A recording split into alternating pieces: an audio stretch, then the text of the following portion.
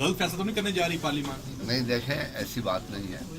بہت سے ایسے ایشو ہیں اگر سیٹ بڑھاتے ہیں تو ایک منٹ باور صاحب آپ سے ایک منٹ بات. نہیں میں تو سیٹ بڑھنے سے کچھ ایسے مشکلات سامنے آ رہی تھیں جو میں سمجھتا ہوں اور مشکلات پیدا ہوتی.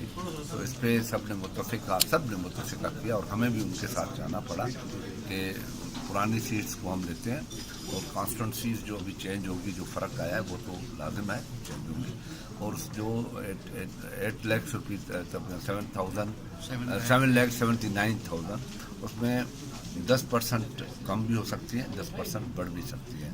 یہ کوشچن رکھا ہے جس سے کافی ایڈجسٹمنٹ ہو سکتی ہے. تو سر اس پہ ساری جماعتیں متفق ہیں جو جمعرات کو لیجسلیشن ہونے جا رہی ہے کیا تحریک انصاف اور پیپلز پارٹی میں سارے اس کو سپورٹ کریں گے؟ حکومت کو چاہیے کہ سینٹ کو بھی کانفیڈنس ملے اور ہم نے جہاں کہا ہے اور وہ سینٹ سے الگ بات ہوگی ان کی اور ان کو نیچرلی کریں گے کیونکہ ایک جنرل الیکشن ہے اور اس میں یہاں پہ تو آپ کے سامنے یہ تو اوپن ایک ان کیمرہ نہیں تھا اوپن تھا. اس میں آپ لوگوں نے سارے ممبرس کو سنا سب کی باتیں دیکھی اور سب نے جو اسپیکر نے اناؤنس کیا اس کو سب نے ایگری کیا اور کسی نے آپ کے سامنے آبجیکٹ نہیں کیا. سر سندھ کا اس میں کسی قسم کا نقصان نہیں ہے؟ میں سمجھتا ہوں کہ کوئی فائدہ بھی نہیں ہے کوئی نقصان بھی نہیں ہے. یہ پروونل ہے جہاں پاپولیشن ہے وہ ایک الگ سبجیکٹ ہے وہ اس پہ ابھی بحث نہیں ہے.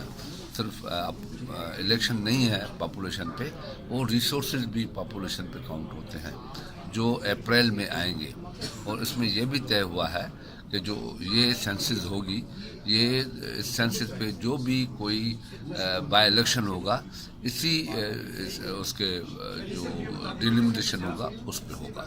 مردم شماری پر سندھ تو پہلے تحفظات کا اظہار کر چکے وہ الگ سبجیکٹ ہے. وہ تحفظات ہمارے ہیں رہیں گے جب تک وہ کلیئر نہیں. سر